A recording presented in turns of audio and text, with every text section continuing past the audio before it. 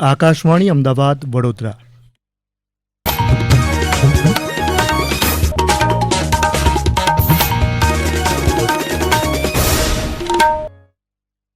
પ્રાદેશિક સમાચાર પ્રવેશ અડિયેચા વાંચે છે. મુખ્ય સમાચાર. પ્રધાનમંત્રી નરેન્દ્ર મોદીએ કહ્યું કે ભારતે આતંકવાદને નેસ્તનાબૂદ કરવાનો નિર્ણય કરી લીધો છે. પ્રધાનમંત્રીએ આજે ગાંધીનગરથી 5,536 કરોડ રૂપિયાના વિવિધ વિકાસ કાર્યોનું લોકાર્પણ અને ખાતમુહૂર્ત કર્યું. મુખ્યમંત્રી ભૂપેન્દ્ર પટેલે કહ્યું કે શહેરી વિકાસ વર્ષની ઉજવણીથી વિકાસની પરિભાષા બદલાઈ છે. ગત 24 કલાકમાં અમદાવાદમાં કોરોનાના 17 અને જામનગરમાં 7 નવા કેસ નોંધાયા. રાજ્યમાં આગામી 2 જૂન સુધી મધ્યમથી ભારે વરસાદની આગાહી. સમાચાર વિગતવાર. પ્રધાનમંત્રી નરેન્દ્ર મોદીએ આજે કહ્યું કે આતંકી પ્રવૃત્તિઓ હવે પ્રોક્સી વોર નહીં પણ આયોજનબદ્ધ વ્યૂહરચના છે. તેથી તેનો જવાબ પણ એ જ રીતે અપાશે. ભારતે આતંકવાદને નેસ્તનાબૂદ કરવાનો નિર્ણય કર્યો છે. जन मन के हृदय में मातृभूमि के प्रति अपार प्रेम एक ऐसा नजारा था, एक ऐसा दृश्य था. और ये सिर्फ गुजरात में नहीं, हिंदुस्तान के कोने कोने में है. हर हिंदुस्तानी के दिल में है.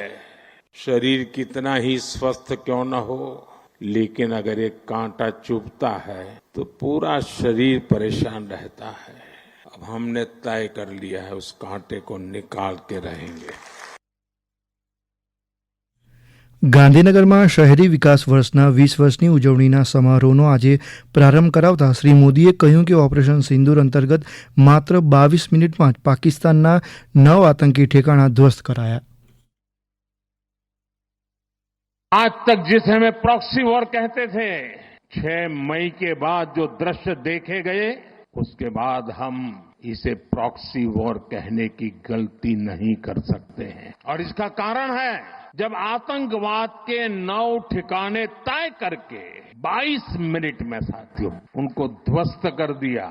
और इस बार तो सब कैमरा के सामने की सारी व्यवस्था रखी थी ताकि हमारे घर में कोई सबूत न मांगे.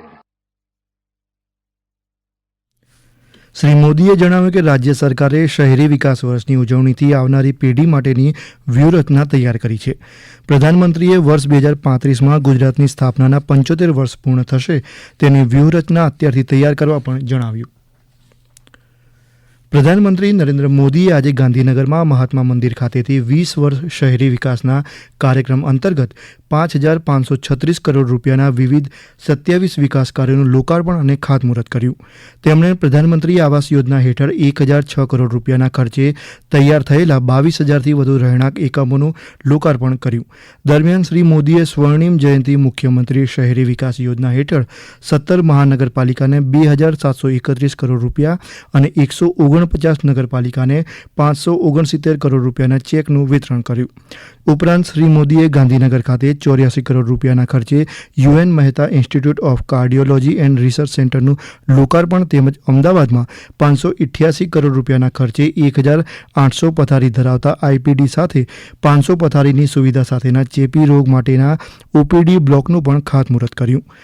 આ ઉપરાંત અમદાવાદ ખાતે 1,000 કરોડ રૂપિયાના ખર્ચે તૈયાર થનારા સાબરમતી રિવરફ્રન્ટના 3જા તબક્કાનું પણ ખાતમુહૂર્ત તેમણે કર્યું હતું.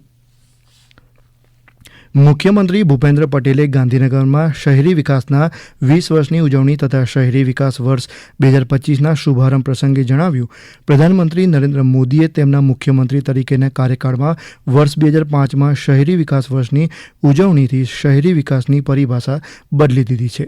તેમણે કહ્યું, શ્રી મોદીએ શહેરી વિકાસ વર્ષની ઉજવણીથી રાજ્યના શહેરી વિકાસને નવી દિશા આપી છે. તેના પરિણામે રાજ્યના નગરો અને મહાનગરોમાં નગર વિકાસના કામનો નવો અધ્યાય શરૂ થયો છે. બોટાદ ખાતે આજે બાળ અધિકાર સંરક્ષણ આયોગની બેઠક યોજાઈ ગઈ, જેમાં આયોગના વડા ધર્મિષ્ઠા ગજ્જર અને સચિવે જરૂરી સૂચનો આપ્યા હતા. સુશ્રી ગજ્જરે બાળ સંરક્ષણ ગૃહોમાં બાળકોની સંખ્યા, વ્યવસ્થાપન, તેમના શિક્ષણ તથા સુરક્ષાની વિગતો મેળવી. સાથે જ તેમણે બોટાદમાં બાળકોના પુનઃવસનની કામગીરીની પણ પ્રશંસા કરી હતી. આ સમાચાર આપ આકાશવાણીના અમદાવાદ વડોદરા કેન્દ્ર પરથી સાંભળી રહ્યા છો. આ સમાચાર આપ અમારી YouTube channel AIR news Gujarat પર પણ સાંભળી શકો છો. વધુ સમાચાર માટે અમારી વેબસાઇટ news.air.gov.in/gujarati અને અમારા એક્સ હેન્ડલ AIR_news_ABAD ને ફોલો કરશો.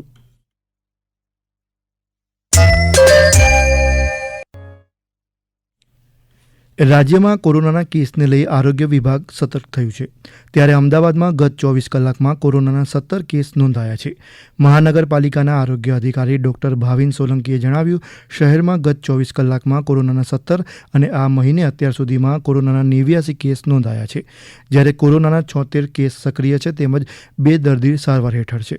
બીજી તરફ જામનગરમાં ગત 24 કલાકમાં એક જ પરિવારના 4 સભ્ય સહિત 7 નવા કેસ નોંધાયા છે. આ પરિવાર કેરળથી પરત આવતા તેમનો કોરોના રિપોર્ટ પોઝિટિવ આવ્યો હતો. અત્યારે જામનગરમાં કોરોનાના 10 સક્રિય કેસ છે. આ અંગે મહાનગરપાલિકાના ઇન્ચાર્જ MOH ડોક્ટર પલક ગણાત્રાએ વધુ માહિતી આપી. પેનિક થવાની જરૂર નથી, પણ સાવચેતી ખૂબ જરૂરી છે. ખાસ કરીને જે મોટી ઉંમરના લોકો છે, જે સગર્ભા મહિલાઓ છે, જે બાળકો છે, એ લોકોને ખાસ જ્યાં બહુ ભીડવાળી જગ્યાઓ છે, લગ્નગાળા છે, માર્કેટ્સ છે, તો ત્યાં જવાનું ટાળી શકે તો એ વધારે સારું રહેશે. હવામાન ખાતાએ આગામી 2 જૂન સુધી રાજ્યમાં મધ્યમથી ભારે કમોસમી વરસાદની આગાહી કરી છે. હવામાન ખાતાના નિયામક ડોક્ટર AK દાસે જણાવ્યું, આ સમયગાળા સુધી માછીમારોને દરિયો ન ખેડવા સૂચના અપાઈ છે. બીજી તરફ આવતીકાલે રાજ્યમાં હળવાથી મધ્યમ વરસાદની તેમજ કેટલીક જગ્યાએ વાવાઝોડા સાથે 40થી 50 કિલોમીટર પ્રતિ કલાકની ઝડપે પવન ફૂંકાઈ શકે છે. કેન્દ્ર શાસિત પ્રદેશ દમણના દરિયામાં તોફાનની આગાહીને લઈ રામસેતુ અને નમોપથ બીચના દરિયામાં પ્રવેશ દ્વાર બંધ કરાયા છે. દમણ વહીવટી તંત્રએ માછીમારોને પણ પરત બોલાવી લીધા છે. વલસાડમાં પણ ગઈકાલથી વાતાવરણમાં પલટો જોવા મળ્યો. કમોસમી વરસાદ અને વાવાઝોડાની અસરના કારણે કેટલાક વિસ્તારમાં વીજ પુરવઠો ખોરવાયો. વીજ કર્મીઓએ મોડી રાત સુધી કામગીરી કરી વીજ પુરવઠો પુનઃસ્થાપિત કર્યો હતો. આ ઉપરાંત જિલ્લામાં કમોસમી વરસાદના કારણે થયેલા નુકસાનના સર્વેની કામગીરી હાથ ધરાઈ છે. છોટાઉદેપુરમાં ભારે વરસાદના કારણે મહાકાય વૃક્ષ ધરાશાયી થતાં જાહેર રસ્તાઓ બંધ થઈ ગયા. દરમિયાન જેતપુર પાવી તાલુકાના બોરગા ગામના એક મકાનમાં દિવાલ ધરાશાયી થતાં એક મહિલાનું મોત નીપજ્યું. અમરેલીમાં ધારી શહેર અને આસપાસના વિસ્તારમાં ધોધમાર વરસાદ નોંધાયો. દલખાણીયા, બોરડી, દુધાળા સાથે પાણીયાધારી, ચલાલા સહિતના ગામમાં વરસાદના કારણે નદી નાળા છલકાયા હતા. ડાંગ જિલ્લામાં ગત 2 દિવસમાં સરેરાશ 1.5 ઇંચ જેટલો કમોસમી વરસાદ નોંધાયો. વરસાદના કારણે અસરગ્રસ્ત 62 જેટલા કાચા અને 58 જેટલા પાકા મકાનમાં રહેતા લોકોને સહાય આપવામાં આવી છે. અરવલ્લીના મોડાસા તાલુકામાં સાકરિયા સહિત આસપાસના ગ્રામ્ય વિસ્તારોમાં વાવાઝોડાના કારણે તારાજી સર્જાઈ. ત્યારે સાકરિયા ગ્રામ પંચાયત દ્વારા 20 જેટલા મકાનનો સર્વે હાથ ધરાયો હોવાનું તલાટી કમ મંત્રી ચંદ્રિકા પાંડોરે જણાવ્યું. આજે બાજુ જે વાવાઝોડું તોફાની આવેલું આમ ભયજનક હતું. જ્યારે લોકોના ફોન બી આવતા હતા અને સવારે અમે જ્યારે સર્વે કરવા ગયા ત્યારે હનુમાન મોરી, છાપરા, સાકરિયા અને અમારી જે ગ્રામ પંચાયત છે એના બી પતરા ઉડી ગયા છે અને અમારું માલ સામાનને પલળી ગયેલા છે. હાલ અમે સર્વેમાં 20 જેવું સર્વે ઘરોનું થઈ ગયું છે અને બીજું સર્વે ચાલુ છે. જેમ બને એમ લોકોને સહાય મળે તેવા પ્રયત્નો કરીશું. અમરેલી જિલ્લાના રાજુલાના પીપાવાવ ભારતીય તટરક્ષક મુખ્ય મથકે દરિયાઈ સુરક્ષા અને માછીમારોની સલામતી અંગે બેઠક યોજાઈ.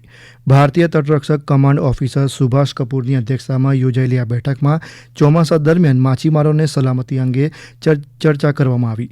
તેમજ માછીમારી પર મુકાયેલા પ્રતિબંધનું યોગ્ય પાલન થાય તેના પર પણ ભાર મુકાયો હોવાનું ફિશરીઝ અધિકારી કિશોર સિકોતરિયાએ જણાવ્યું.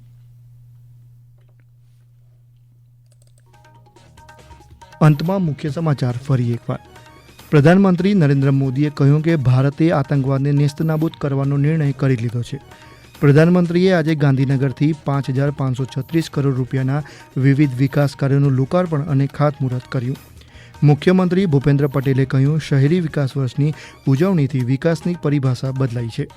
ગત 24 કલાકમાં અમદાવાદમાં કોરોનાના 17 અને જામનગરમાં 7 નવા કેસ નોંધાયા. રાજ્યમાં આગામી 2 જૂન સુધી મધ્યમથી ભારે વરસાદની આગાહી. આ સાથે જ આકાશવાણીના અમદાવાદ વડોદરા કેન્દ્ર પરથી પ્રાદેશિક સમાચાર પૂરા થયા. હવે પછી આપ રાત્રે 7:50 રાષ્ટ્રીય સમાચાર સાંભળી શકશો.